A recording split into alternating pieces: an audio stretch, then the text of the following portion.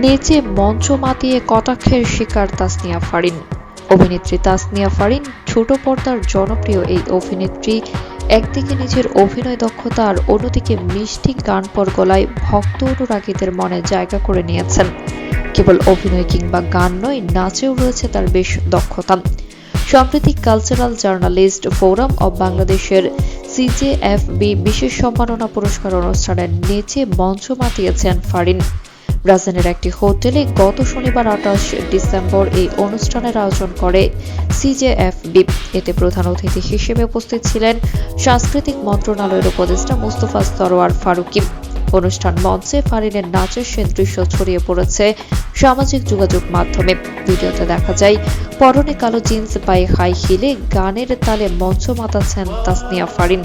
তবে ফারিনের নাচ দেখে বেশ কটাক্ষ করেছেন অনেক নেটিজেন।